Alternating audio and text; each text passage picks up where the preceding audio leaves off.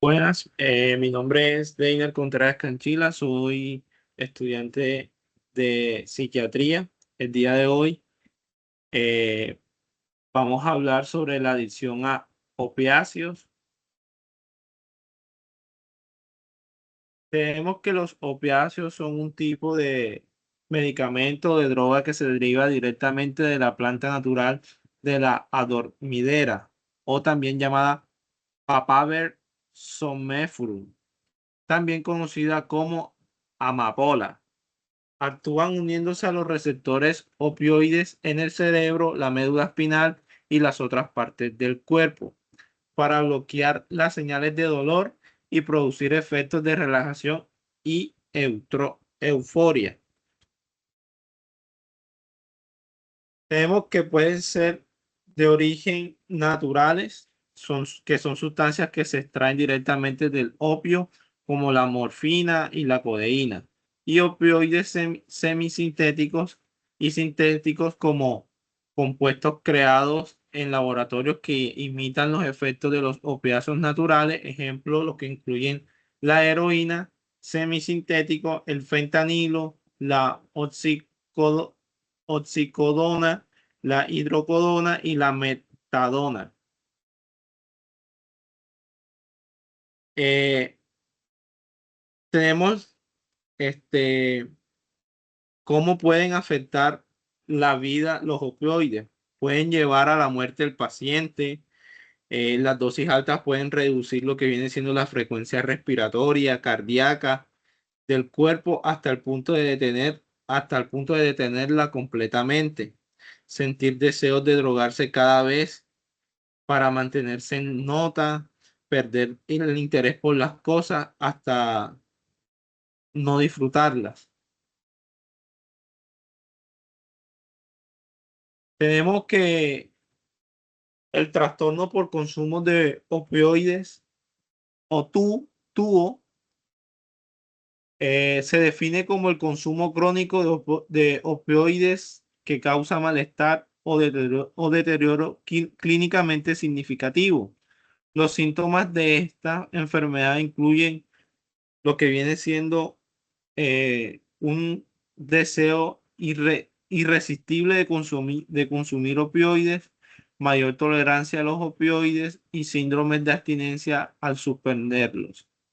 Por lo tanto, el trastorno por consumo de opioides puede variar desde la dependencia a los opioides hasta la adicción.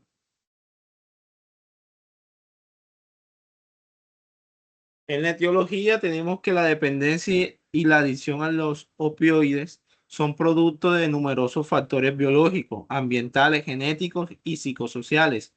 La mayoría de los opioides en consumo se recetan, pero muchos también se obtienen ilegalmente. Tras un periodo relativamente breve, muchos pacientes que toman opioides presentan dependencia de este. La adicción por los opioides o el trastorno por el consumo de estos se presenta en personas de todos los niveles educativos y socioeconómicos. Entre los pacientes con mayor riesgo de esta adicción a opioides se encuentran aquellos con deficiencia de neurotransmisores como la dopamina o como familiares de primer grado con un trastorno por abuso de sustancias. En la epidemiología tenemos una tabla, la tabla 1, que es el reporte de intoxicaciones y muertes según el tipo de exposición notificadas al Civigila durante el 2016-2019. Podemos ver que dentro de los medicamentos opioides tenemos las sustancias más solicitadas de tratamiento son metformina con 23 casos, metadona con 18, oxicodona con 10 y hidrocodona con 7. Eh, tenemos, sin embargo, que el dato más llamativo es el del grupo de los opioides ilegales, especialmente la heroína, que presenta 2.316 solicitudes, mostrando una carga epidemiológica mucho más alta comparada con los opioides médicos. ¿Esto qué quiere decir? Esto nos evidencia que aunque los medicamentos opioides sí generan dependencia, en Colombia el principal problema clínico y social está concertado en la heroína. Estos datos provienen del SUICAT en el año 2018. Entonces, tenemos además la tabla 2 que hace el reporte de número de solicitudes de tratamiento motivadas para el consumo de sustancias. Eh, en cuanto a las intoxicaciones por sustancias psicoactivas opioides, que incluyen heroína y medicamentos, vemos una tendencia variable de 88 casos en el 2016, subiendo a 101 en el 2017, luego 95 en el 2018 y bajando a 32 casos en el año 2019. Para los medicamentos opioides, los casos han sido consistentemente más altos, con 384 en el año 2016, 512 en el 2017, 348 en el 2018 y 120 en el 2019. Si sumamos ambas categorías, el total de intoxicaciones muestra un comportamiento fluctuante, pero con picos en el año 2017 y 2018. Cuando observamos las muertes atribuibles, eh, los números son menores pero igualmente relevantes. Eh, en sustancias psicoactivas opioides se reportan de 1 a 3 muertes por año y en medicamentos opioides se observan de 2 a 4 muertes anuales. En conjunto, estos datos muestran que los opioides no solo generan dependencia, sino que representan un riesgo real de intoxicación grave y muerte, especialmente cuando se usan de manera inadecuada.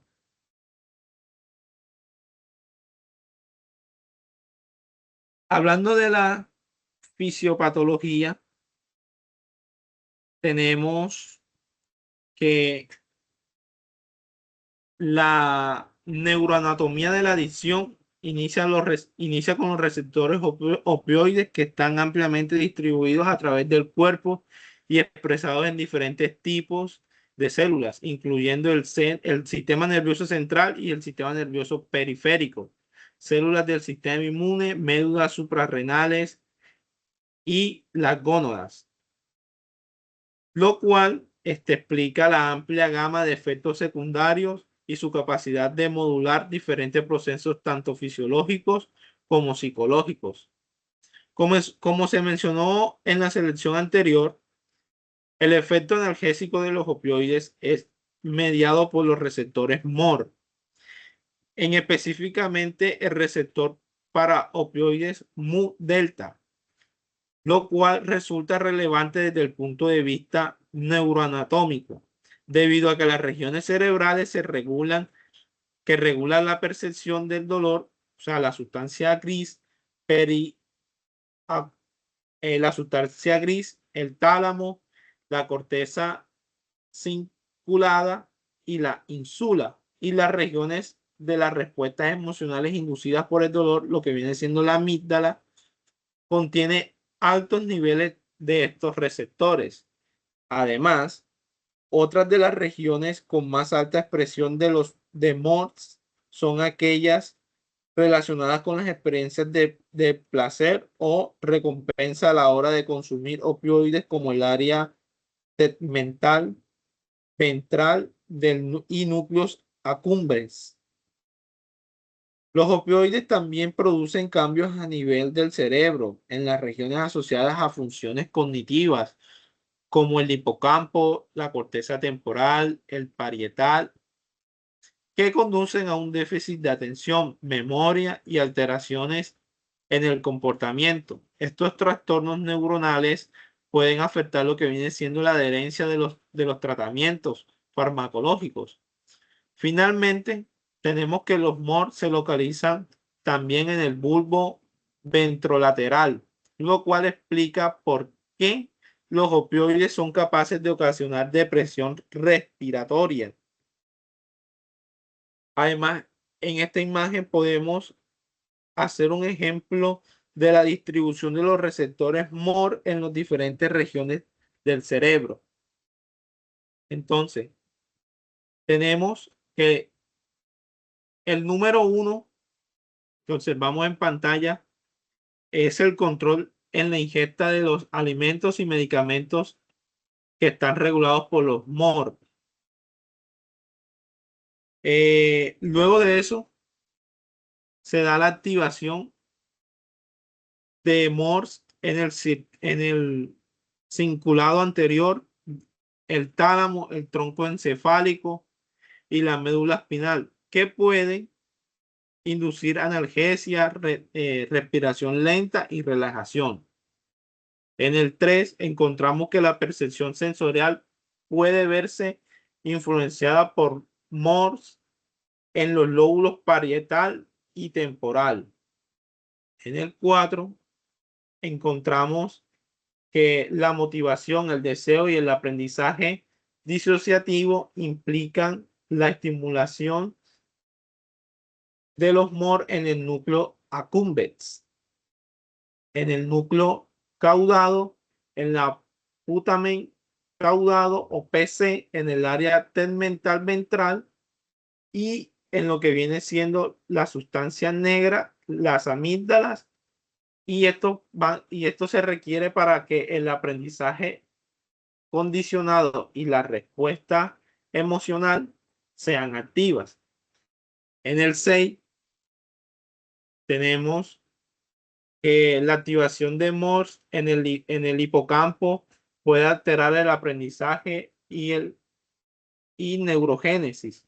7, 8, podemos ver que los MOR están presentes tanto en el locus coeruleus como en el cerebelo, en estructuras importantes, en el estrés y la abstinencia de drogas.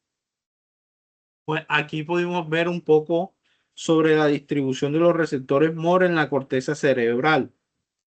Tenemos que los opioides activan los receptores ubicados en la corteza cerebral como los receptores MOR. Y estos van a desempeñar, como lo vimos anteriormente, una variedad de funciones. Para el diagnóstico tenemos que el paciente debe cumplir con los siguientes criterios diagnósticos del Manual Diagnóstico y Estadístico de Trastornos Mentales, quinta edición o DSM-5. Según el DSM-5, el trastorno por el consumo de los opioides se define como el consumo repetitivo de opioides en un plazo de 12 meses que provoca problemas o angustias con dos o más de los siguientes síntomas. Primero, uso continuo de opioides a pesar del empeoramiento de la salud física o psicológica. Segundo, uso continuo de los opioides a pesar de las consecuencias sociales e interpersonales. Tercero, disminución de las actividades sociales o recreativas. Cuarto, dificultad para cumplir con los deberes profesionales en la escuela o el trabajo. Quinto, se tarda demasiado tiempo en obtener o recuperarse de la toma de opioides. Sexto, se toman más opioides de lo previsto. Séptimo, se producen antojos de los opioides. Octavo, incapacidad para disminuir la cantidad de opioides utilizados. Noveno, se desarrolla la tolerancia a estos. Décimo, el consumo de opioides continúa a pesar de lo peligroso que supone para el usuario. Décimo primero, se produce abstinencia o el usuario continúa tomando opioides para evitar la abstinencia.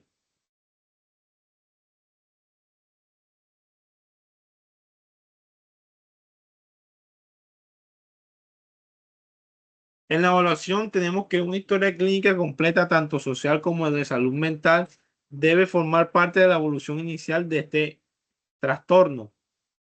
El historial de las lesiones, el historial de las lesiones, traumatismo, cirugías previas y hospitalizaciones pueden ser cruciales para la evaluación e identificar posibles vías de acceso al consumo de opioides. Si el paciente consume drogas intravenosas, se debe solicitar pruebas de detención de VIH y de la hepatitis B y C.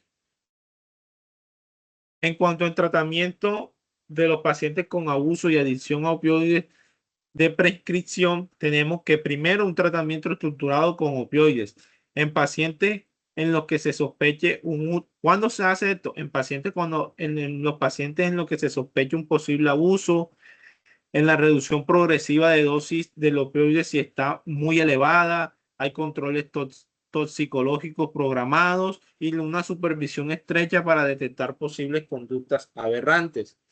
En tratamientos basados a la abstinencia, en pacientes motivados, con buen apoyo social, y las historias cortas de abuso y adicciones y sin antecedentes con comorbilidad psiquiátrica.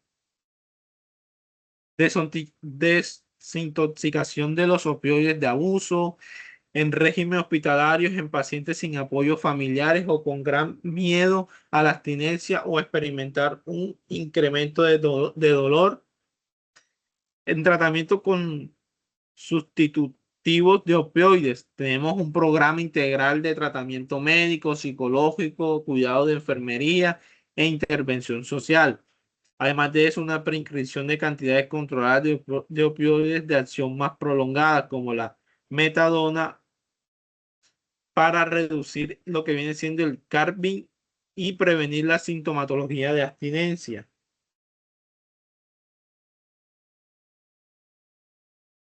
El pronóstico, tenemos que los pacientes presentan el mayor riesgo de muertes relacionadas con opioides durante las primeras 4 semanas de tratamiento para este trastorno y durante las primeras 4 semanas posteriores a su finalización. Por lo tanto, se debe mantener un contacto cercano con el paciente tanto durante como después del tratamiento.